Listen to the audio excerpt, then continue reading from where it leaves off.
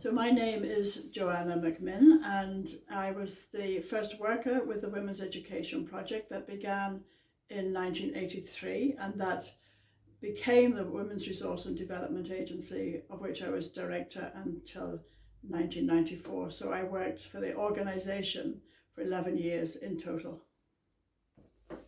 Tell us a bit about yourself and your own journey as a feminist. Okay.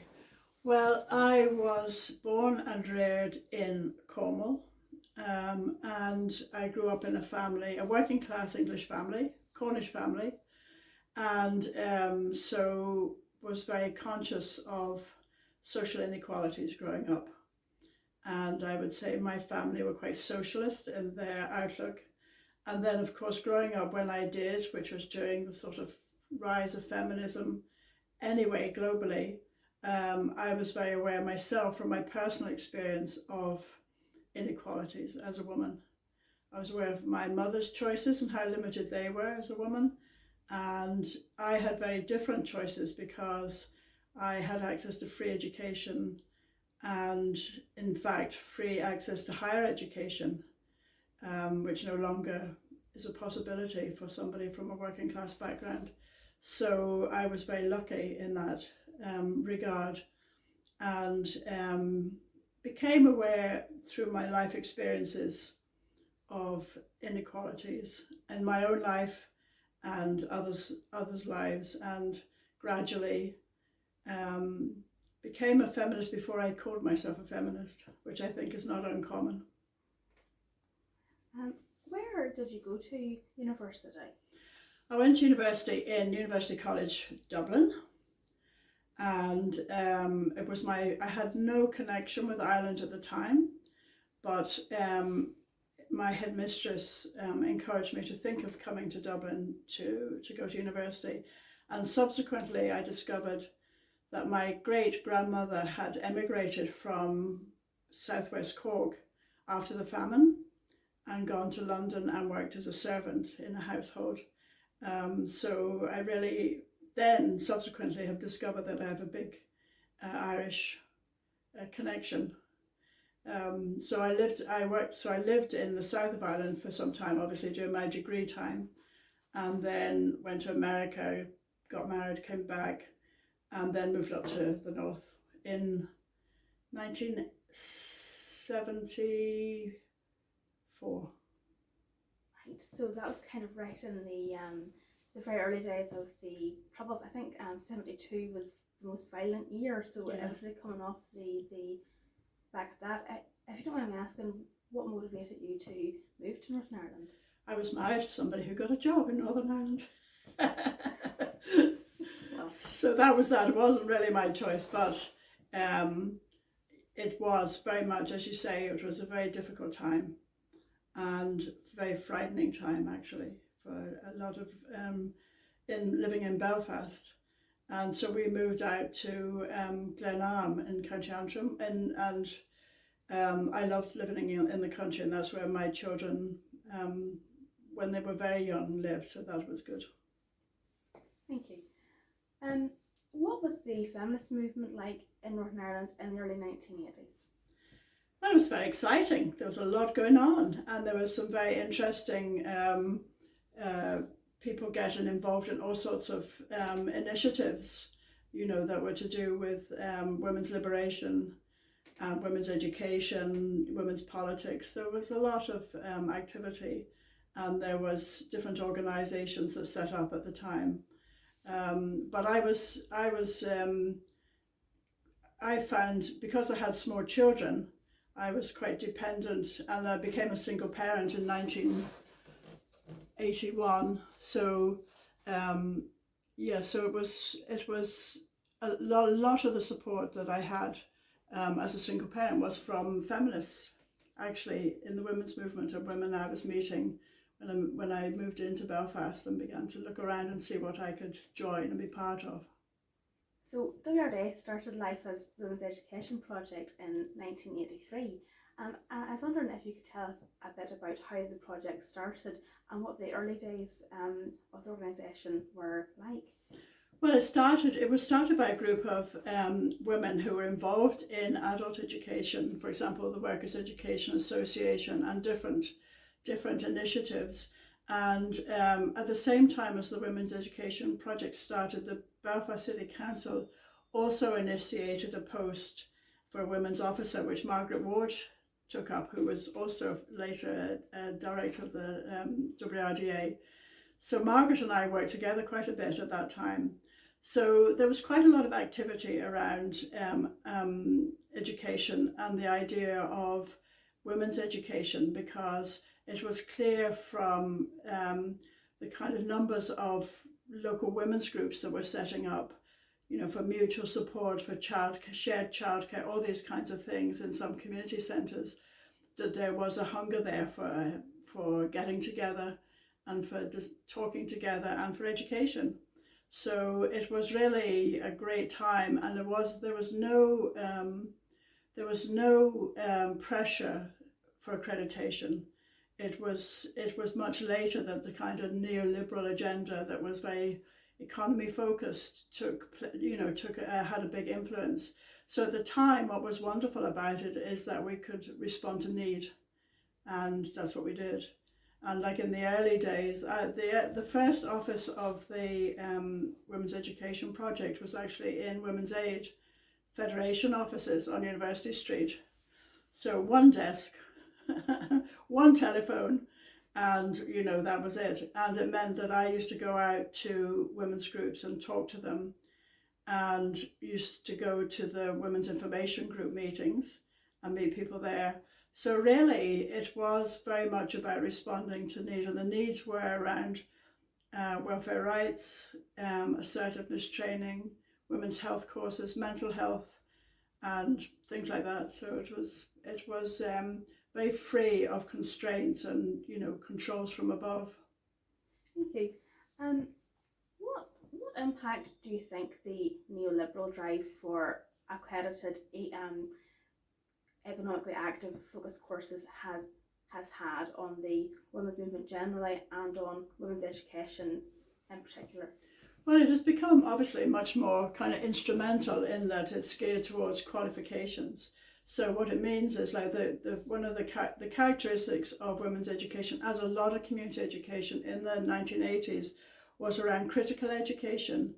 It was a reflection on experience, and it was based in dialogue and so on. And it was about becoming more conscious, socially conscious, and reflective of people's experience, and based in people's experience. So that space, what has happened is that space has shrunk hugely.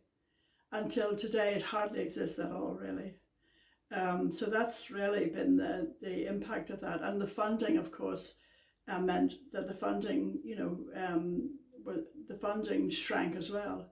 And the funding was very much geared to qualifications, access to employment, and all that kind of thing, which is not, there's nothing wrong with that.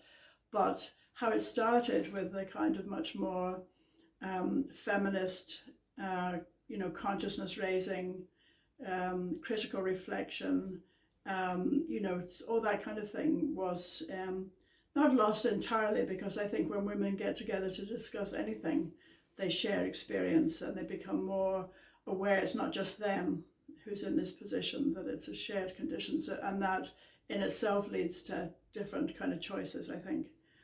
But I do think that the education of the 1980s has long gone now, really. I know that you have worked in Southeastern Africa, and you mentioned there about the kind of effect of women getting together. And I was wondering what you thought about the solidarity between feminist movements in the global north and the global south. Is there adequate connections? Are we doing enough sharing learning? And what your kind of take on sort of global feminism is? Well, I worked in East Africa. I worked in Somaliland for a year, and it felt very similar to working here in a lot of ways. But the context was like totally different. Obviously, poverty was such a huge issue, and it is an issue here. But there, I mean, we're talking about drought and really, high infant mortality. Just really, well, poverty, clearly, a greater poverty. But in terms of women talking together, the same kind of solidarity emerges from that, I think, which I think is really good. And in terms of global feminism, one of the events that happened, which I wasn't able to go to but helped fundraise for, was the Beijing platform in 1995 but that was after I left the WRDA. And that was hugely important. And I think that the impact of that is still there. I think feminism as a global movement is still very strong, but is sometimes, in terms of organised actions, is constrained by all sorts of things like funding and so on. But I think the impact of global feminism is huge, and the reaction to it is also strong as well, So I don't think we can underestimate that either. An ongoing challenge. Yes, that's a good way of sort of putting it.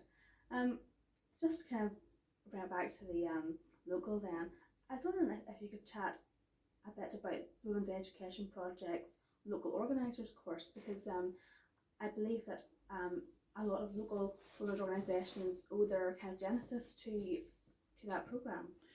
Yes, well, it's interesting because I think what happened was that we always had the view that anything that we learned we would share with other women's organisations, and it became clear, sometimes people talk about funding as they're very protective of their sources of funding because they see it as a competitive situation, whereas that's not the way we saw it.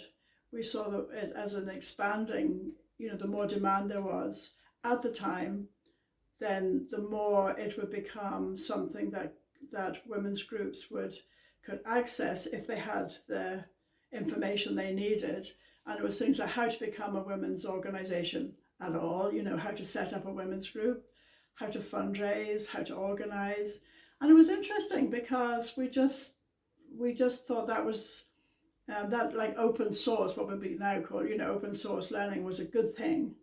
And so we began to run courses like that. And I will never forget the one we ran up in Derry, because I learned, like, afterwards, there were so many kind of organisations that set up after, like the Derry Well Woman and, so on. And so it was great, to be able to share the learning that we had gone through in order to get, how to write a fundraising application, et cetera, all those kind of things that you need to do, and how to set up a management committee, all those things, practical things that you need, to know if you're going to try and, become more permanent as an organisation. So, they were a great success, and I was really pleased afterwards that we had done that, and that we'd not kept all the knowledge to ourselves. It was more about sharing the knowledge, sharing the skills, sharing our learning, pros and cons of all that we had done, and just building, which was just really building a women's movement, and helping to contribute to it. Thanks so much. I think actually a lot of those organisations that you mentioned, like Derry Well Women, are still going today. Yeah. So it's great to see that impact and the transfer of that knowledge. So in 1992 then, Women's Education Project's membership voted to rename the organisation the Women's Resource and Development Agency. And I was wondering if you could talk a bit about how that decision came about and what the transition was like. Well, that was very simple, really. A simple explanation for that is that funding was becoming difficult. I mean, there were times when we had no funding. And Geraldine and I worked a few months without any pay because there was just no funding. And, we worked our, backsides off to get it, and we did. But as Geraldine will tell you, so I mean, it was a simple issue really, because it came down to funding. We were finding it very difficult to get funding for education purely. And in the Department of Health and Social Services, there was a voluntary activity unit where there were some very progressive civil servants, men actually. And anyway, there were some very progressive civil servants, and they wanted to fund us, but they couldn't fund something that was called education because it would come under Department of Education, and Department of Education weren't going to fund us. So they had funded, this is the DHSS as it was then, had funded the Women's Information Group, and they funded community development type of projects. So it was they who said, look, we would like to fund you, but you will have to be called something slightly different. So in the end, we came up with the name, the Women's Resource and Development Agency. And at the time, there was some kind of reservations about losing education from the title, but we just thought actually they were very supportive, and in fact bought this building in partnership with the Joseph Rowntree Trust, Joseph Rowntree Trust, and the DHSS as a public-private partnership, which was very unusual. Bought this building.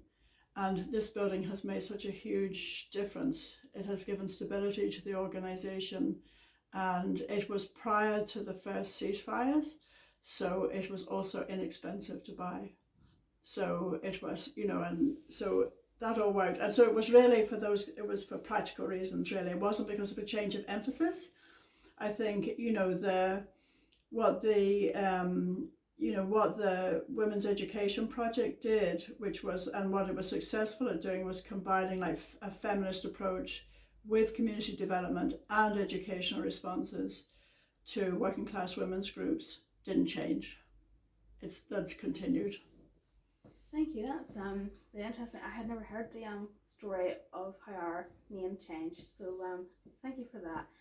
It's a tremendous sacrifice to have made, to have went without pay for months. I think that speaks to women's struggles in keeping the movement going, and what the feminists who will inherit the movement and these organisations, what we kind of owe these sort of previous generations. So thank you for that, because that must have been incredibly difficult. Well, it was difficult, but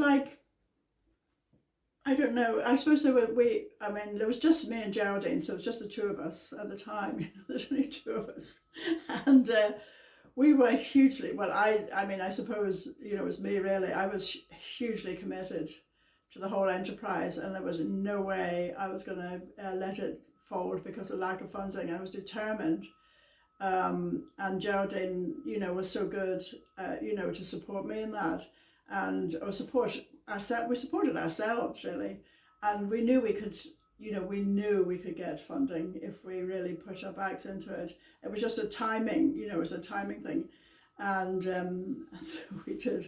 But there were members of the management committee at the time who were really made anxious by it, and rightly so, I have to say, in retrospect. I'm sure. Thank you so much. I think we may have sort of touched on this, but what are you most proud of from your 11 years with the project, and what do you feel is the organisation's greatest achievement if the two are so different? Well, I suppose what I'm proudest of in my own, for myself, was developing models of education that were based in feminist perspectives, and that were accessible, and based on dialogue and conversation. And I drew on materials from everywhere and was very influenced by other people who were working in adult education at the same time. There was some very radical education going on in West Belfast. The person that I had the Roby Kid Award with was Eilish Rooney, who was working in Spring Hill at the time. And so she was doing exactly the same. And I was also had met women working in women's education in the South with AINTAS, the Adult Education Association.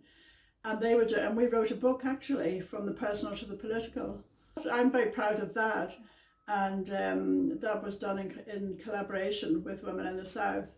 So I think that throughout my career in the Women's Education Project and the WRDA, I worked on a cross-border basis with women in the South who were involved in exactly the same kind of adult education and building of a women's movement, really, across the island. So I'm proud of that. I'm proud of the educational model that was developed. And I went on, when I left in 1994, I did a PhD to reflect on women's education, to see if it would, to try and ask the question, did it lead to social change? And so I learned so much, from my time in the Women's Education WRDA, and had a lot of, I suppose, the kind of freedom that no longer exists so much, because there was no accreditation involved, and it was possible to design courses that responded to women's actual needs and concerns, and to make a difference. I think the Women's Education Project and the WRDA have made a difference. Thank you, that's really lovely. I suppose we were talking there about what it was like here in the 1980s. We've touched a little bit on what it's kind of like now, but I was wondering if you could talk about how you feel the feminist movement in Northern Ireland and perhaps Ireland generally has changed over the last 40 years. That's a big question. Well, it has. I think the women's movement has had an impact for sure. In terms of have women's material kind of circumstances changed in working class areas? No, they haven't really. That there's still, a high degree of, poverty and lack of access to education, I think, and that means that women don't necessarily. It's very expensive for women to get access to further and higher education. Even more expensive probably than it was back at that time, and there's fewer courses. But nevertheless, I think there are different supports available. And obviously, since the ceasefires and since the Good Friday Agreement, we no longer have a war going on every day. I mean, I can remember taking classes in places where women turned up in their night dresses with a coat over the top of them because they'd been put out of their house, there'd been a bomb scare on the street or something, and there was very high levels of stress, and people were on Valium. A lot of people were on Valium during that time. So there were a lot of mental health issues, and I think now that some of those things, we no longer have all the daily killing going on, but we don't have peace. And we certainly, for a lot of people, have a high level. A lot of people still endure a high level of poverty, and it's a kind of a cliche, I suppose, to say post-traumatic, stress and intergenerational trauma and all that. So they have even some more difficult issues, like health issues, to deal with, and to deal with their children and grandchildren and so on. But I think that women who have learned to organise and continue to organise on issues have and do influence policy. They are listened to, and I think in the South more than up here, one of the things I learned about down there is that there's a closer relationship between the women who are activists, if you like, and politicians.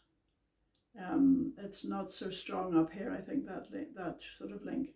And when I was working in East Africa, I used to listen to the BBC World Service, and frequently would hear on, reports from Ireland, voices of people I knew,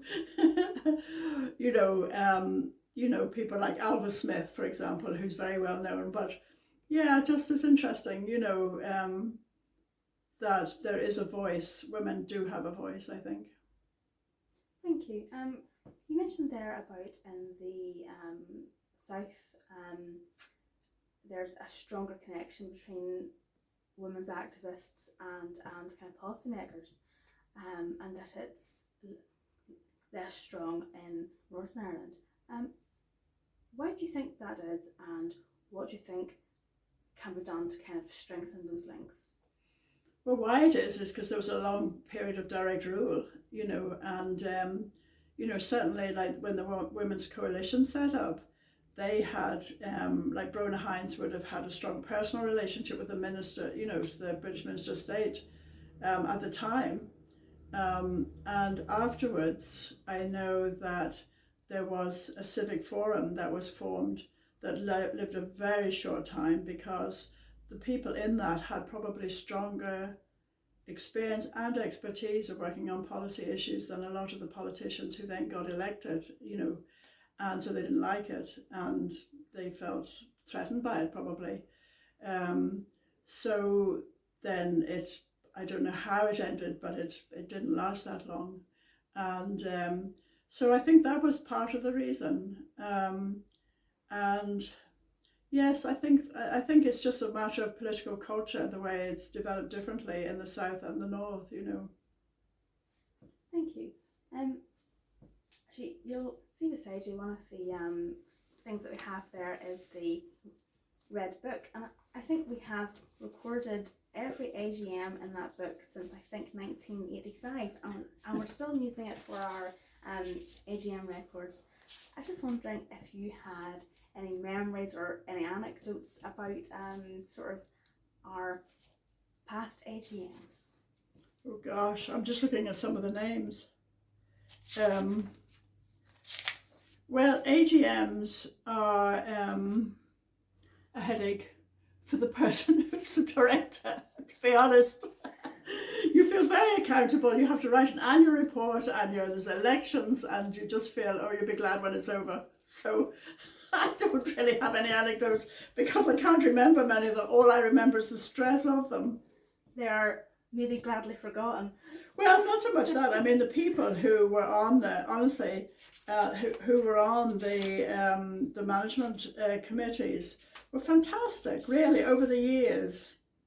When I look at some of the names and remember some of the names, I just think it's amazing that all these people, like Jane Robb, who worked for the WRDA for a while, all these different people who were so good. Evelyn Collins, who ran the Equality Commission for so long. Anne Hope, all these people who were involved in organising and supporting the work of the Women's Education Project and the WRDA. So that's really what I remember as the women who supported it and helped keep it going for so many years, Thank you. Well, this is going to be our 40th AGM in November, and I was wondering if you had a message for those attending, or perhaps for our own director, Anne McVicker, who is now having those same headaches. Yes. Yes, well, my message would be just to remember and stay committed to the feminist roots of the WRDA, and to really value the social solidarity between women. And now, of course, it's much wider than just women's inequality. We have to think of all the intersectional aspects of race and ethnicity, sexual orientation, all the different experiences and identities that make the women's movement very strong, and needs to be valued, I think. And it's not just about identity, it's also about how women are represented, and also the resources that they have access to. So be committed to that, to be committed to women's representation in all the diversity of that's there, and also be committed to redistribution of resources so that women have a fairer share of, and globally, a fair share of the world's resources.